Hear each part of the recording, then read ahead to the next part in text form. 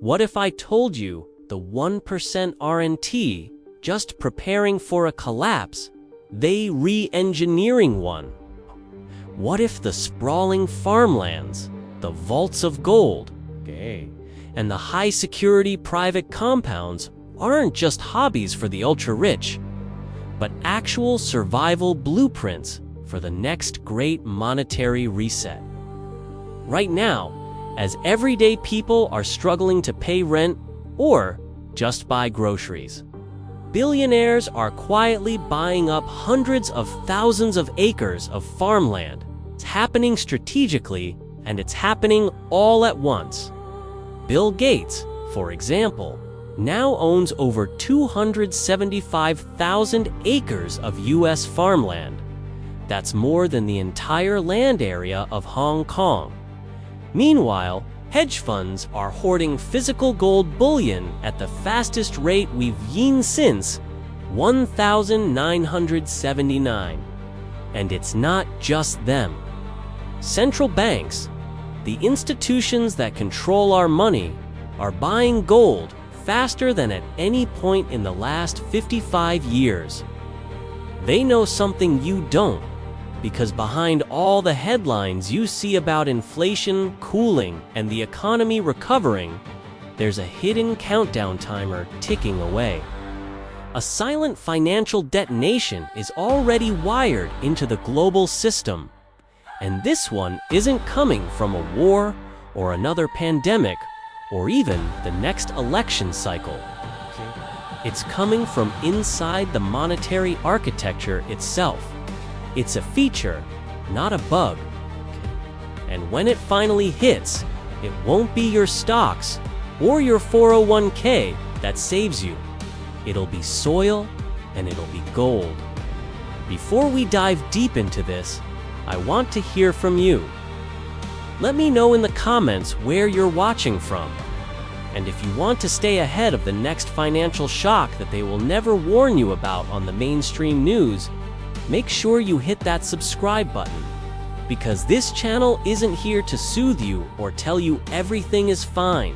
It's here to wake you up, to really understand why today's billionaires are suddenly turning into doomsday farmers, and why central banks are stacking gold like it's 1933. We need to rewind the clock. History doesn't repeat, but it certainly rhymes. Let's go back to 1933. The US government outlawed private gold ownership. They forced American citizens to sell their gold to the government at a fixed price of $20.67 per ounce. Then, almost overnight, they revalued it to $35 an ounce. In a single move, the government massively increased its own wealth, while the public savings were effectively vaporized. Does that sound familiar?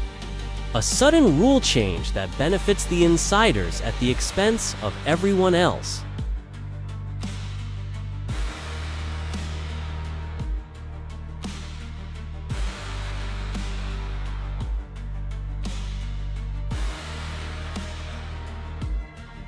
This single decision severed the last link between our money and any real, tangible asset.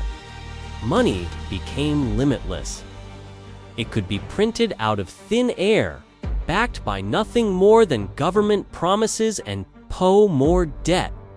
Wall Street transformed from a place of capital investment into a global casino, where bets are made with currency that has no anchor. Sound familiar? Then came 2008, the subprime mortgage crisis, which we were told was just an accident, a black swan event nobody could see coming. But what was the result? The biggest upward transfer of wealth in modern history.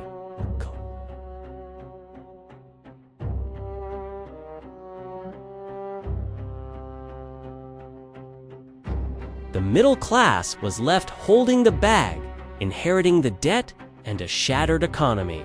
See the pattern yet? Now, here we are, approaching 2025, and it's happening all over again. But this time, it's digital. The script is the same, but the stage has changed. Instead of complex mortgage-backed securities, we now have hyper-complex derivatives built on everything from energy prices and food supplies to carbon credits and climate futures. Instead of simple bailouts, we're being primed for a complete system reset. The numbers are staggering. The US national debt just rocketed past $35 trillion. To put that in perspective, if you spent $1 million every single day, it would take you over 95,000 years to spend $35 trillion. The interest payments alone on this debt have become the third largest expense in the federal budget, costing taxpayers more than the entire defense budget. Every single new dollar printed into existence is backed by more debt. It's a house of cards swaying in the wind, and the people at the top are quietly building their own fortified shelters before it all comes crashing down. Their escape route isn't in stocks or bonds, it's in real, tangible ownership. They're buying up the means of production: food, land, water, rights, and of course, gold. Because they understand that when the illusion of digital wealth and paper money finally breaks, the people who control tangible reality, the things we actually need to survive, will be the ones who control the future. Most people see these billionaires buying farmland and think they're just hedging their bets, diversifying their portfolios. But this is far beyond simple hedging. They are not just protecting themselves from the old system. They are actively rebuilding the new system on their own terms for their own benefit. And it's all happening in plain sight if you know where to look.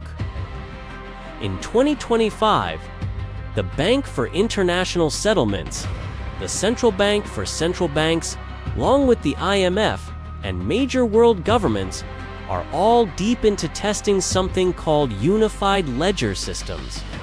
What does that mean in plain English? Programmable money, Central Bank Digital Currencies, or CBDCs. Think about the strategy here.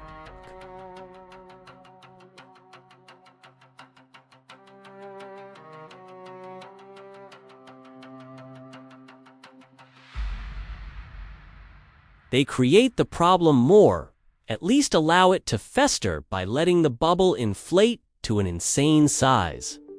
Then, when it inevitably pops, they rush in with the answer: a safe, secure digital wallet managed by the central bank. A wallet that, conveniently for them, can track, trace, and control every single transaction you make. They can program it to limit what you can buy, where you can spend your money, and even make your savings expire if you do unspend them fast enough to stimulate the economy. It's the ultimate form of control. And while they're preparing to roll this out for the masses, they've been busy swapping their own trillions of digital dollars into the very assets that could be programmed, devalued, or switched off: land, water, energy, and physical gold. Think back to 2008 again. Those banks that were too big to fail, they didn't just get bailed out, but today, they own more than double the assets they had before the crash. The crisis made them stronger, bigger, and more powerful. It's the same playbook now. The very same hedge funds that are buying up American farmland today are the ones lobbying governments for the adoption of CBDCs tomorrow. It's a two-pronged strategy: acquire the real-world assets while pushing the general population into a fully digital, controlled financial cage. This isn't a conspiracy theory. It's a documented strategy. The pieces are all on the board. The purchase of farmland isn't about agriculture. It's about controlling the food supply. The hoarding of gold isn't about investment. It's about having real money when the fake money implodes. This push for CBDCs isn't about convenience. It's about control.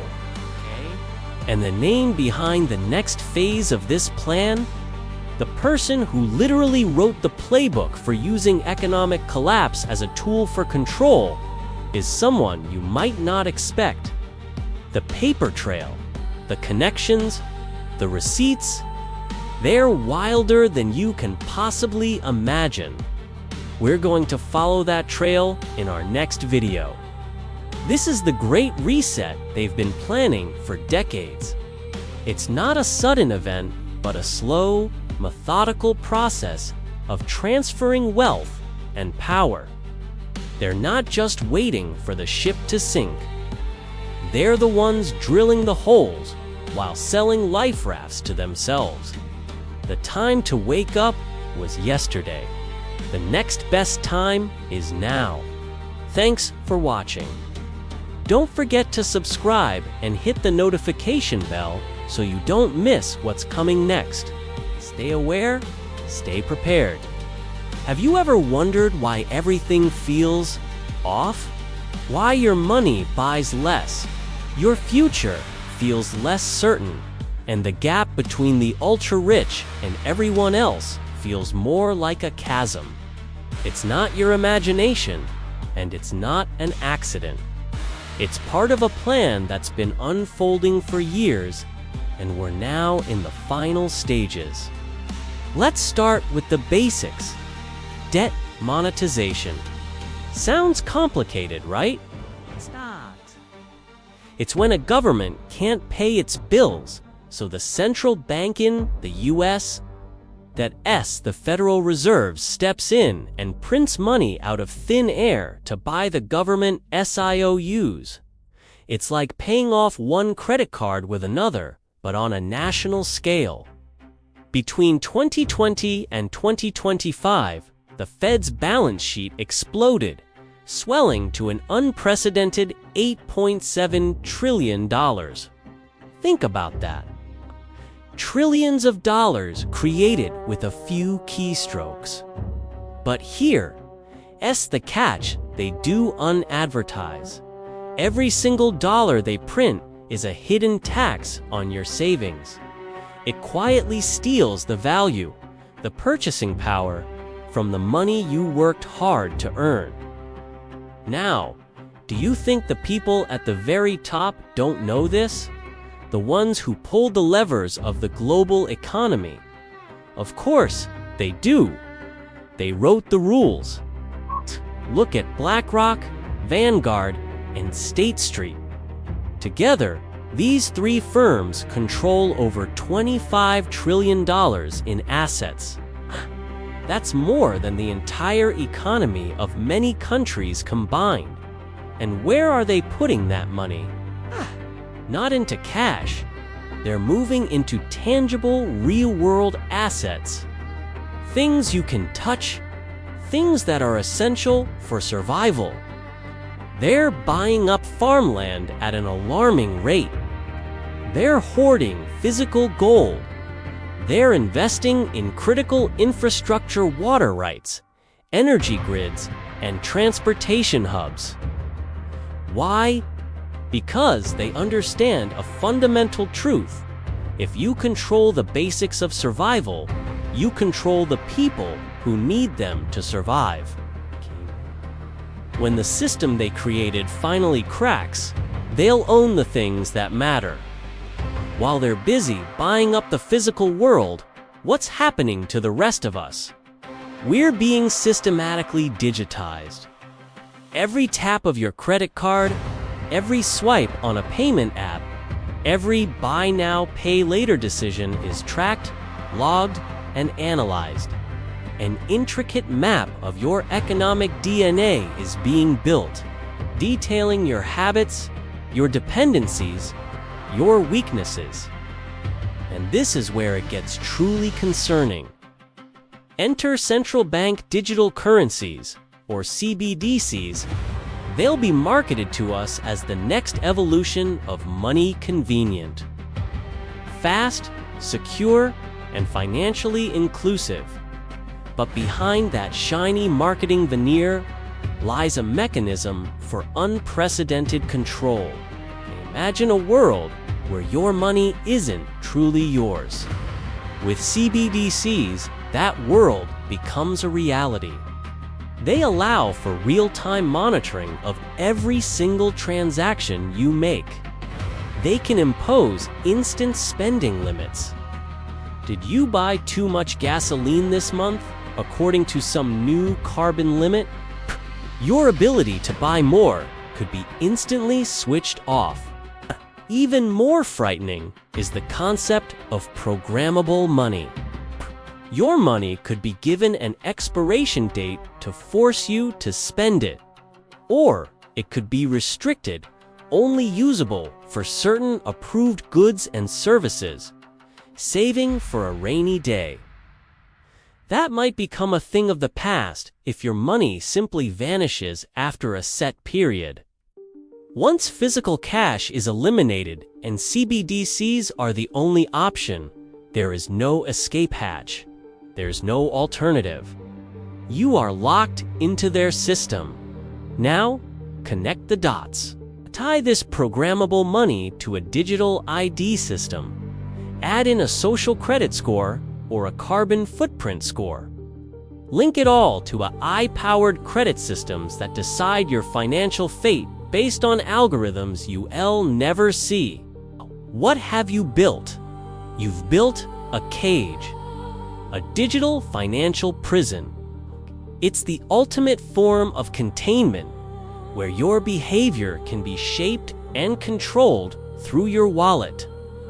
This is precisely why the global elites are hoarding assets that can't be frozen, deleted, or controlled with a keystroke. They're buying the soil under our feet, the sunlight that grows our food, and the gold bullion that has been real money for thousands of years. They are building an ark of real value while telling the rest of us to get on the digital Titanic. The numbers don't lie. They tell the story clearly. Since 2010, the price of U.S. farmland has skyrocketed by over 175%. Meanwhile, the U.S. dollar has lost over 20% of its purchasing power in just the last few years. It's a classic transfer of wealth. And it's not just a Western phenomenon. Look at what central banks around the world are doing. They've been buying gold at a record pace, over 1,000 metric tons per year recently. That's the highest level of state-level gold acquisition since 1967, which, not coincidentally, was right before the US dollar was completely severed from gold. They see the writing on the wall. The BRICS nations Brazil, Russia, India, China, and South Africa. Plus, their new members are actively creating parallel systems to trade essential commodities, like oil and grain outside the US dollar system. They retired of being subject to a currency that can be printed into oblivion to fund endless deficits. Right now, the US has to print a new $1 trillion roughly every 100 days just to keep the lights on. A great divide is forming. The East is hoarding real value, hard assets. The West, led by its financial elites, is racing to digitize control. The endgame is a world split in two. There will be one class that exists above the system, insulated by their ownership of real-world assets. And then there will be everyone else, trapped inside the digital system, their lives managed and directed. This isn't just about inequality anymore, This is economic triage. The 1% aren't just guessing what the future holds, okay? They are actively scripting it. They created the debt bubble that hollowed out the middle class for decades. And now, as the ship begins to take on water, they are buying up all the lifeboats for themselves while telling the rest of us on deck that everything is fine. Let's simplify it. Farmland equals control over food. Okay?